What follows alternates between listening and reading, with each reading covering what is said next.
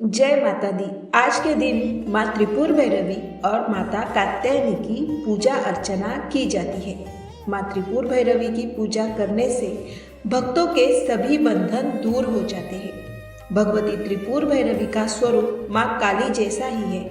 माँ के 3 नेत्र और 4 भुजाएं हैं। माँ के बाल खुले हुए हैं। इनके एक नाम षष्ठी भी है। शास्त्रों के अनुसार माँ को और नामों से भी जाना जाता है, जैसे रुद्र भैरवी, चैतन्य भैरवी, नित्य भैरवी, भद्र भैरवी, कालेश भैरवी, शमशान भैरवी और संपत प्रदा भैरवी। माँ त्रिपुर भैरवी कंठ में मुंडमाला धारण किए हुए हैं। माँ ने अपने हाथों में माला धारण कर रखी है। माँ त्रिपुर भैरवी की पूजा में लाल रंग का उपयोग करने से माता अति शीघ्र प्रसन्न हो जाती है। तो आइए प्रिय भक्तजनों, आज सुनिए माँ त्रिपुर भैरवी और माँ कात्यायनी की कथा। पौराणिक कथा के अनुसार एक बार जब देवी काली ने मन में आया कि वे पुनः अपना गौर वर्ण प्राप्त कर ले, तो यह सोचकर देवी अंतर ध्यान हो गई। उधर जब भगवान शिव देवी को अपने समक्ष नहीं पाते तो बड़े ही व्याकुल हो गए और उन्हें ढूंढने का प्रयास करने लगे। तभी देवर्षि नारद वहां पहुंचे और भगवान शिव ने देवी के विषय में देवर्षि से पूछा। तब देवर्षि नारद ने उन्हें देवी का बोध कराया और कहा कि शक्ति के दर्शन हे महादेव आपको सुमेरु के उत्तर में हो सकते हैं। वही देवी की प्रत्यक्ष उपस्थिति होने की बात संभव हो सकेगी। तब भोले शंकर की आज्ञा अनुसार नारद जी देवी को खोजने के लिए वहां गए। महर्षि नारद जी जब वहां पहुंचे तो देवी से शिव जी के साथ विवाह का प्रस्ताव रखने लगे। यह प्रस्ताव सुनकर देवी क्रोधित हो गई और उनकी देह से एक अन्य षोडशी विग्रह प्रकट हुआ और इसी छाया विग्रह को त्रिपुर भैरवी के नाम से जाना गया। माता त्रिपुर भैरवी अपने प्राकट्य रूप में अत्यंत भयंकर और डरावनी प्रतीत होती है, क्योंकि माता भैरवी अपने गले में असुरों के कटे हुए सिरों की माला धारण करती है, जिससे रक्त की धारा बह रही होती है। देवी का मुख डरावना और भयावह है। भूत प्रेतों की तरह माता भैरवी का दृश्य है। देवी वह शक्ति है जो दाह संस्कार के माध्यम से या प्राकृतिक क्रियाओं के माध्यम से मृत शरीर को उसके घटक भागों में वापस बदलने की अनुमति देती है। त्रिपुर भैरवी काल भैरव के साथ घनिष्ठ रूप से जुड़ी हुई है, जो जीवित और मृत दोनों अवस्था में मनुष्य को उसके कुकर्म के अनुसार दंड देती है। यह बहुत ही भयानक स्वभाव और उग्र स्वभाव की है। काल भैरव स्वयं भगवान शिव के ऐसे अवतार हैं जिनका संहार से गहरा संबंध है और यमराज जी के बहुत करीबी है, क्योंकि किसी भी मनुष्य की आत्मा को उसके कर्म के लिए यमराज जी या धर्मराज जी द्वारा ही दंडित किया जाता है। त्रिपुर भैरवी, काल भैरव और यमराज जी भयानक स्वभाव के हैं, जिन्हें देखकर सभी भय से विमुख हो जाते हैं। माता के किसी भी स्वरूप की साधना साधक को सार्थक कर देती है। प्रेम से बोलिए माँ त्रिपुर भैरवी की जय हो। आइए भक्तों, अब सुनिए माँ कात्यायनी की कथा। जब पृथ्वी पर असुरों का अत्याचार बढ़ गया था, तब ऋषि मुनियों ने समस्त प्राणियों को दुष्ट असुरों के अत्याचार से मुक्ति दिलाने के लिए माँ आदिशक्ति कात्यायनी स्वरूप में प्रकट हुई थी। कद नामक एक प्रसिद्ध महर्षि थे। उनके पुत्र का नाम कात्या था। इन्हीं कात्य ऋषि के गोत्र में अति प्रसिद्ध महर्षि कात्यायन का जन्म हुआ। महर्षि कात्यायन माता जगदम्बा के परम भक्त थे। महर्षि कात्यायन की प्रबल इच्छा थी कि माँ भगवती उनके घर पुत्री के रूप में जन्म लेंगी। माँ जगदम्बा की उपासना करते हुए उन्होंने बहुत वर्षों तक बड़ी कठोर तपस्या की। माँ भगवती ने उनकी तपस्या से प्रसन्न होकर महर्षि कात्यायन के घर में जन्म लेना स्वीकार कर लिया। अश्विन कृष्ण चतुर्थी को यह महर्षि कात्यायन की पुत्री के रूप में माँ जगदम्बा का जन्म हुआ। जन्म के उपरांत कात्यायन ऋषि ने माता आदिशक्ति की विधिवत पूजा का आयोजन किया। शुक्ल पक्ष की सप्तमी, अष्टमी तथा नवमी तक 3 दिन इन्होंने कात्यायन ऋषि की पूजा ग्रहण की और दशमी को महिषासुर का वध कर दिया। महिषासुर का वध करने के पश्चात समस्त देव मानव लोक में माँ दुर्गा की जय जयकार होने लगी। कात्यायन ऋषि की पुत्री होने के कारण यह जगदम्बा माता कात्यायनी के नाम से विख्यात हुई। इनसे जुड़ी एक दूसरी कथा भी है। इस कथा के अनुसार महर्षि कात्यायन ने सर्वप्रथम माँ कात्यायनी की पूजा की, इस कारण यह कात्यायनी कहलाई। माँ कात्यायनी अपने भक्त को निश्चित फल प्रदान करती है। भगवान श्री कृष्ण को पति रूप में पाने के लिए ब्रज की गोपियों ने इन्हीं की पूजा कालिंदी यमुना के तट पर की थी। यह ब्रज मंडल की अधिष्ठात्री देवी के रूप में प्रतिष्ठित है। भगवान श्री कृष्ण ने भी माता कात्यायनी की पूजा की थी। इनका स्वरूप अत्यंत ही भव्य और दिव्य है। इनका वर्ण सोने के समान चमकीला और उज्जवल है। इनकी 4 भुजाएं हैं। माता का दाहिना तरफ का ऊपर वाला हाथ अभय मुद्रा में है तथा नीचे वाला हाथ वर मुद्रा में है। बाई तरफ के ऊपर वाले हाथ में तलवार और नीचे वाले हाथ में कमल पुष्प सुशोभित है। इनका वाहन सिंह है। इनकी भक्ति को परिपूर्ण आत्मदान करने वाले ऐसे भक्तों को सहज भाव से माँ कात्यायनी के दर्शन प्राप्त हो जाते हैं। माँ कात्यायनी की भक्ति और उपासना द्वारा मनुष्य को बड़ी सफलता से अर्थ, धर्म, काम, मोक्ष चारों फलों की प्राप्ति हो जाती है। वह इस लोक में स्थित रहकर भी अलौकिक तेज और प्रभाव से युक्त हो जाता है। उसके रोग, शोक, संताप, भय आदि सर्वथा विनष्ट हो जाते हैं। प्रिय भक्तजनों, आइए अब सुनते हैं कन्याकुमारी माता की कथा। शिव पुराण में लिखित एक बहुत ही प्रसिद्ध कथा के अनुसार बानासुर नाम के एक असुर ने देवताओं को अपने कुकर्म से पीड़ित कर रखा था। सभी देवता इस असुर से मुक्ति पाना चाहते थे, लेकिन कोई भी इसे मार नहीं पा रहा था, क्योंकि इस असुर को भगवान शिव की ओर से वरदान प्राप्त था कि उसकी मृत्यु केवल कुंवारी कन्या के हाथों से होगी। यह वरदान उसे भगवान शिव की कड़ी तपस्या के बाद मिला था। उसी राक्षस का वध करने के लिए आदि शक्ति के एक अंश से एक पुत्री का जन्म हुआ। इस पुत्री का जन्म एक राजा के घर हुआ। राजा के 8 पुत्र और एक पुत्री थी। इसी पुत्री का नाम रखा गया कन्या। इस कन्या को भगवान शिव से प्रेम हुआ और उन्हें पाने के लिए कन्या ने कठोर तपस्या की। उनकी तपस्या से भगवान शिव प्रसन्न हुए और विवाह का वचन दिया। विवाह की तैयारियां शुरू की गई। इसके बाद भगवान शिव तय कार्यक्रम के अनुसार कैलाश से बारात लेकर चल दिए। बारात कन्याकुमारी से लगभग 12 किलोमीटर दूर सुचिंद्रम गांव में ठहरी। उधर कन्याकुमारी का विवाह होते देख देवतागण परेशान हो गए कि अब बानासुर का वध कैसे होगा। पहले तो उन्होंने देवी को समझाने का बहुत प्रयास किया, लेकिन जब बात नहीं बनी तो छल का सहारा लिया। विवाह का समय ब्रह्म मुहूर्त रखा गया था, लेकिन नारद जी ने आधी रात को ही मुर्गे का स्वरूप लेकर बांग दे दिया। शिव जी को लगा कि सुबह हो गई और वह ब्रह्म मुहूर्त पर नहीं पहुंच पाएंगे, इसलिए भोलेनाथ बारात लेकर वापस कैलाश पर्वत पर लौट गए।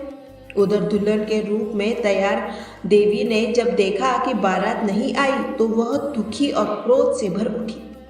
उन्होंने क्रोध में आकर बारात के लिए बना सारा भोजन समुद्र में फेंक दिया और कहा जाता है कि कन्याकुमारी के तट की रेत में आज भी कई रंग बिरंगे पत्थर के कण मिलते हैं जो देखने में दाल चावल जैसे लगते हैं। बारात लौटने के बाद देवी कुमारी के दिव्य सौंदर्य की चर्चा बानासुर तक पहुंच गई। उसने देवी के पास विवाह का प्रस्ताव भेजा तो देवी ने मना करने पर वह जबरदस्ती पर उतारू हो गया।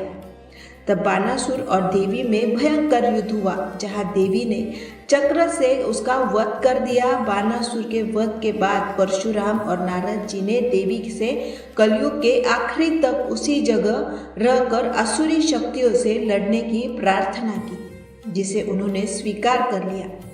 इसके बाद परशुराम ने समुद्र तट पर एक विशाल मंदिर की स्थापना की, जहां कन्या रूप देवी को स्थापित किया गया। मंदिर में देवी की काले पत्थर की प्रतिमा है। इनके दाएं हाथ में एक कमल है। प्रिय भक्तजनों, उन्हें देखकर ऐसा लगता है मानो 16 श्रृंगार में देवी आज भी शिव जी के आने का इंतजार कर रही हो। एक बार प्रेम से बोलिए, जय माता कन्याकुमारी, जय हो माता कात्यायनी, ओम नमः शिवाय। आइए अब सुनते हैं दुर्गा सप्तशती का चौथा अध्याय। इस अध्याय में इंद्र आदि देवताओं द्वारा देवी की स्तुति का वर्णन है। महर्षि मेधा बोले, देवी ने जब पराक्रमी दुरात्मा महिषासुर को मार गिराया और असुरों की सेना को मार दिया, तब इंद्र आदि समस्त देवता अपने सिर तथा शरीर को झुकाकर माँ भगवती की स्तुति करने लगे। जिस देवी ने अपनी शक्ति से यह जगत व्याप्त किया है और जो संपूर्ण देवताओं तथा महर्षियों की पूजनीय है, उस अंबिका को हम भक्ति पूर्वक नमस्कार करते हैं। वह हम सबका कल्याण करे। जिस अतुल प्रभाव और बल का वर्णन भगवान विष्णु, शंकर और ब्रह्मा जी भी नहीं कर सके, वही चंडिका देवी इस संपूर्ण जगत का पालन करे और अशुभ भय का नाश करे। पुण्य आत्माओं के घेरों में तुम स्वयं लक्ष्मी रूप हो और पापियों के घरों में तुम अलक्ष्मी रूप हो, और सत्कुल में उत्पन्न होने वाले के लिए तुम लज्जा रूप होकर उनके घरों में निवास करती हो। हम दुर्गा भगवती जी को नमस्कार करते हैं। हे देवी, इस विश्व का पालन करो। हे देवी, हम तुम्हारे अचित्य रूप का किस प्रकार वर्णन करें। असुरों का नाश करने वाली भारी पराक्रम तथा समस्त देवताओं और दैत्यों के विषय में जो तुम्हारे पवित्र चरित्र है, उनका हम किस प्रकार वर्णन करें। हे देवी, त्रिगुणात्मक होने पर भी तुम संपूर्ण जगत की उत्पत्ति का कारण हो। हे देवी, भगवान विष्णु, शंकर आदि किसी भी देवता ने तुम्हारा पार नहीं पाया। तुम सबकी आश्रय हो। यह संपूर्ण जगत तुम्हारा ही अंश रूप है, क्योंकि तुम सबकी आदिभूत प्रकृति हो। हे देवी, तुम्हारे जिस नाम के उच्चारण से संपूर्ण यज्ञों में सब देवता तृप्ति लाभ करते हैं, वह स्वाहा तुम ही हो।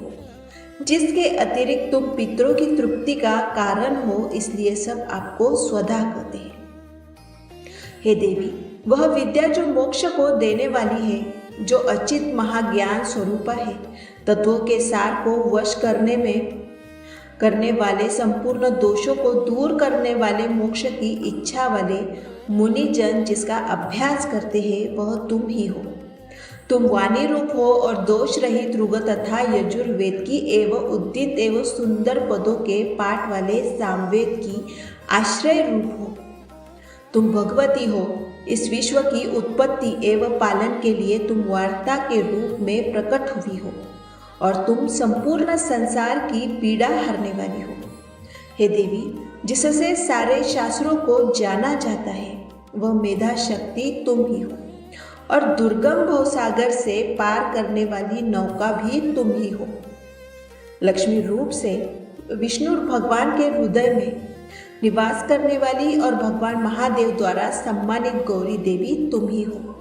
मंद मुस्कान वाली, निर्मल पूर्ण चंद्र बिंब के समान और उत्तम स्वर्ण की मनोहर कांति से कामनीय मुख को देखकर भी महिषासुर क्रोध में भर गया। यह बड़े आश्चर्य की बात है। और हे देवी, तुम्हारा यही मुख जब क्रोध से भर गया तो उदय काल में चंद्रमा की भांति लाल हो गया और तनी हुई बाहों के कारण विकराल रूप हो गया।